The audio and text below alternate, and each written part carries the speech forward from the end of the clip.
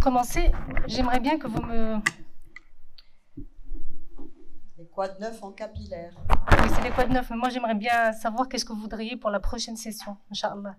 Donc si jamais vous avez des demandes particulières par rapport à des thèmes, ça serait peut-être bien d'envoyer soit par mail ou... d'accord. Alors, j'ai le plaisir de faire les quads neufs en capillaire. Je n'ai pas de conflit d'intérêt. Je vais commencer par la pelade. Alors, la pelade, c'est une pathologie que nous voyons assez fréquemment. D'ailleurs, comme j'ai présenté tout à l'heure, c'était parmi les premiers motifs de consultation en capillaire. Et on a des difficultés thérapeutiques. Donc, on a en fait une équipe qui a proposé un traitement à base de mini-pulses de corticoïdes. Alors, quand on s'était retrouvé à Casablanca pour la journée interuniversitaire, on avait parlé des mini-pulses par de la bêta-méthasone. Maintenant, c'est plutôt la dexaméthasone. Donc, les auteurs ont pris un groupe où il y avait la dexaméthasone à raison de 2,5 mg par jour, 2 jours de suite par semaine pendant 24 mois. Je vous rappelle que ça se vend au Maroc, c'est en général des comprimés de 0,5 mg. Et donc finalement, les patients allaient prendre 5 comprimés par exemple le samedi et 5 comprimés le dimanche pendant 24 mois. Ce traitement était comparé à la diphénylcyclopropénone, qui est finalement un des traitements, une immunothérapie de contact qui est proposée chez les enfants, parce que théoriquement, on n'a pas le droit de mettre des traitements systémiques chez les enfants. Et ils ont pris comme critère les enfants de moins de 18 ans et ceux qui avaient des plaques extensives, mais sans progression. Alors, en fait, ils ont eu une très bonne réponse. Ils ont eu une très bonne réponse après un délai moyen de pratiquement 8 semaines. Et les facteurs de bon pronostic étaient l'absence d'atopie et des points noirs en dermoscopie. Et nous, déjà, on sait que quand on a cette absence d'atopie, quand on a un patient qui a une atopie, finalement, c'est un des critères, surtout chez les enfants qui débutent une pelade à un âge précoce, d'avoir une forme un peu plus sévère. Et par contre, le facteur de mauvais pronostic était le début précoce. Donc finalement, c'est un peu ce qu'on connaît. Tous les patients qui ont des facteurs de risque, de mauvais facteurs de risque, finalement, ont bien répondu. Ceux qui n'avaient pas de facteurs de risque n'ont pas bien répondu. La chose importante à noter, c'est qu'on avait beaucoup d'effets secondaires.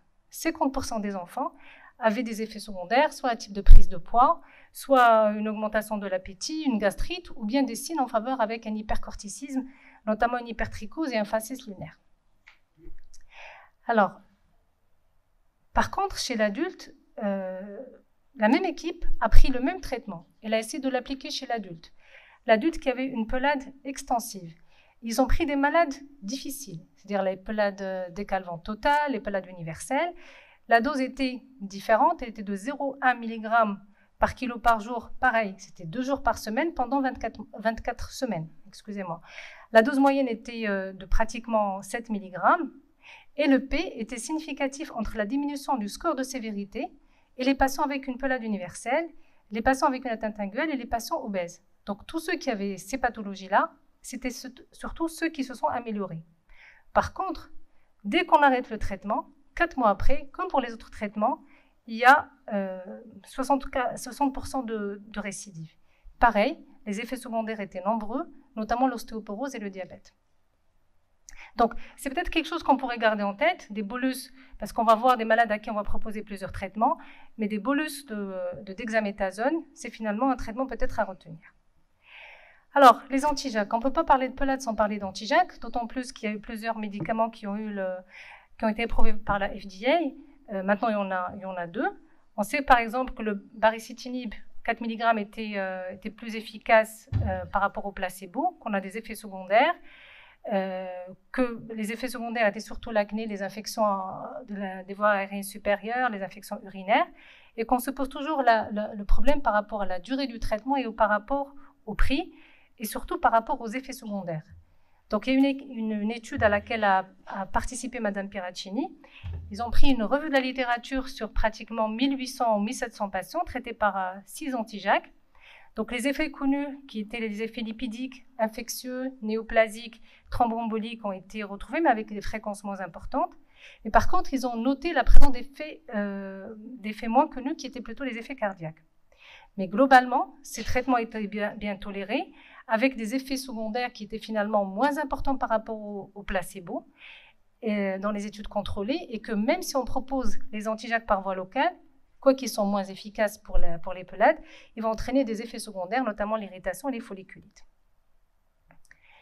Toujours la pelade avec une étude égyptienne, donc, qui ont proposé de faire des micronidilines chez 3 groupes de patients. Le premier groupe avec 25 patients qui étaient plutôt sous micronidiline seule, avec une profondeur des aiguilles entre 1,5 et 2 mm. Le deuxième avec toujours micronidiline, mais avec la vitamine D3 atopique, donc ce sont des gouttes de cholécalciférol à raison de 200 millions d'unités. Et le groupe 3 avec micronidiline et solution de bimatoprost, donc le produit qui est utilisé pour les injections intraoculaires. On a eu quand même de très bonnes améliorations par rapport au groupe par rapport au groupe micronidiline et bimatoprost et vitamine D, sauf que de la même manière, elle était importante dans les 2 groupes, sauf qu'il y avait, après 3 mois, il n'y avait pas d'amélioration, pas de différence statistiquement significative. Donc finalement, micronidiline et bimatoprost ou micronidiline et vitamine D, c'est pratiquement la même chose. Maintenant, pour la pelade et les lasers et les lumières, il y a une méta-analyse qui a essayé de associer, elle a retenu 10 études qui va comparer les lasers et les lumières au minoxidil.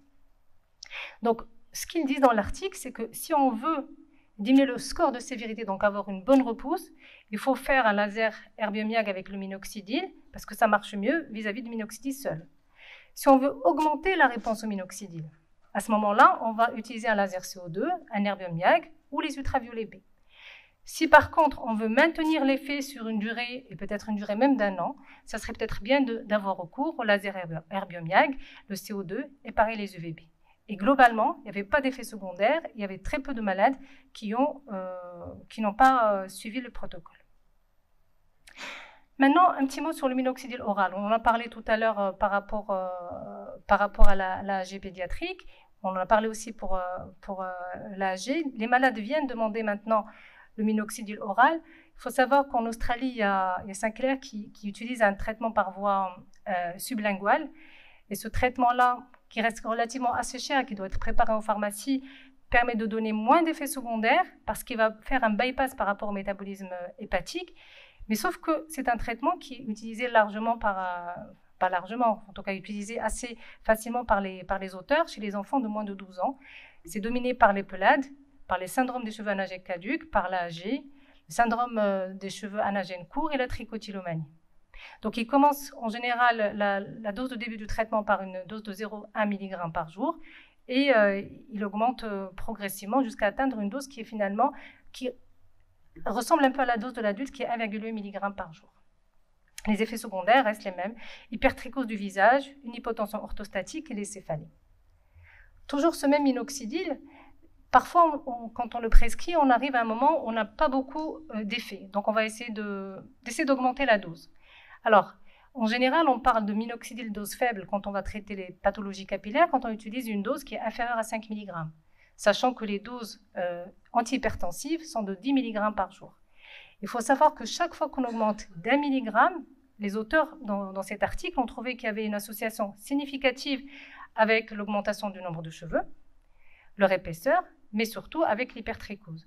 Donc, si on veut être gourmand, on va augmenter un peu la dose, sinon on essaiera de rester dans des doses un peu moins faibles.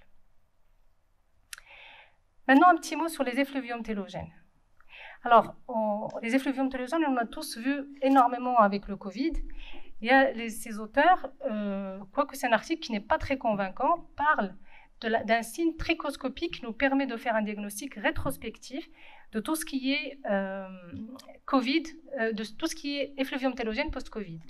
Et ils décrivent la présence de vaisseaux dilatés, donc ce qu'ils appellent des capillarrectasies, qui seraient un signe, finalement, en faveur d'un Covid, parce que finalement, effectivement, on ne retrouve pas ce signe dans les effluviums télogènes habituels. Et ils disent que cette dilatation de ces vaisseaux correspondrait à la dilatation des vaisseaux qu'on peut avoir dans les autres organes qui sont touchés par le Covid, c'est-à-dire le poumon, le rein, le foie, voire même la rétine.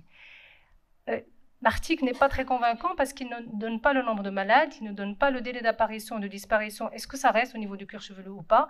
Parce qu'il se peut qu'on voit un malade et que finalement ce signe va peut-être disparaître avec le temps. Alors, ça c'est un article, tout à l'heure, Dr Charibi a parlé de la toxine et l'AAG. Là, il y a un article qui est pour la toxine pour l'effluvium télogène. Alors, des auteurs ont pris 24 patients avec des effluviums télogènes aigus ou chroniques. Ils ont pris deux groupes. Un groupe, ils ont fait une session de toxine botulique et un autre groupe, ils ont fait plusieurs sessions de mésothérapie avec un produit habituel. Ils ont essayé de faire une évaluation avant et 6 mois après. Donc la toxine, c'est après le même protocole qu'a dit Dr Charibi. Donc les 30, enfin ils ont fait 150 unités avec 30 sites en intramusculaire. Et la mésothérapie était faite toutes les 2 semaines pendant 2 mois, puis tous les mois pendant 4 mois pour avoir une maintenance. Alors on se rend compte finalement que dans les deux groupes, il y a eu un bon effet, à la fois sur les cheveux terminaux, sur les unités folliculaires avec les cheveux multiples, avec une diminution significative des cheveux vélus par rapport au groupe toxine. Donc finalement, la mésothérapie que nous faisons serait peut-être plus intéressante que la toxine. Sauf que, est-ce qu'on peut comparer une étude où on fait plusieurs séances par rapport à la toxine où on fait une seule séance? Et puis, les auteurs ne précisent pas quels étaient les candidats. Est-ce qu'ils avaient des effluviums télogènes aigus ou chroniques? Peut-être que ça marcherait plus sur les chroniques par rapport aux aigus. Alors, un petit mot sur la mésothérapie. Tout à l'heure, on avait parlé de la mésothérapie avec le dutastéride.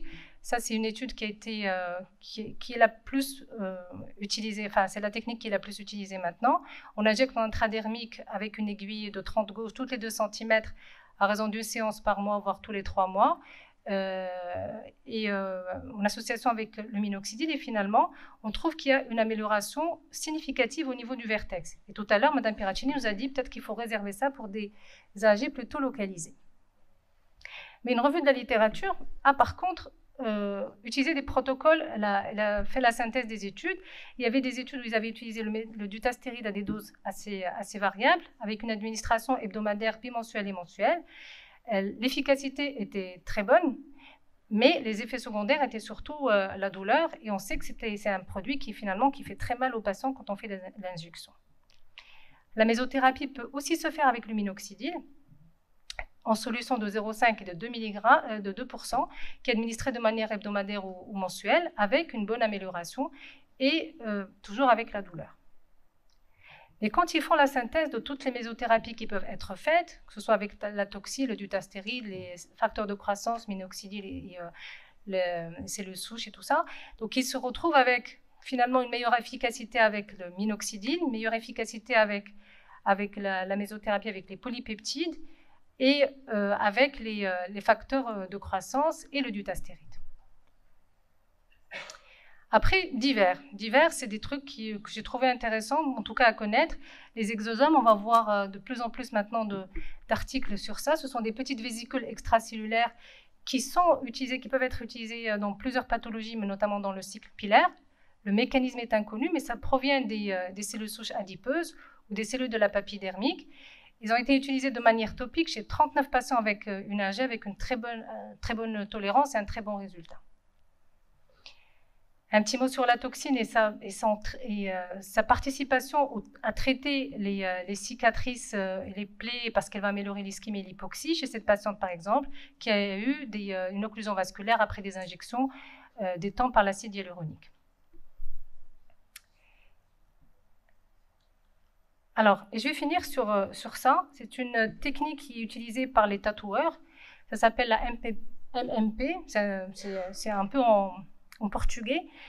Donc, c'est une machine à tatouer professionnelle qui va permettre d'administrer un médicament grâce à des micro-aiguilles. On va prendre des solutions médicamenteuses, en fait, comme celle de la mésothérapie qu'on va utiliser de manière habituelle. On va placer la solution dans un récipient, le produit va être aspiré, puis il va être distribué de manière progressive à la peau.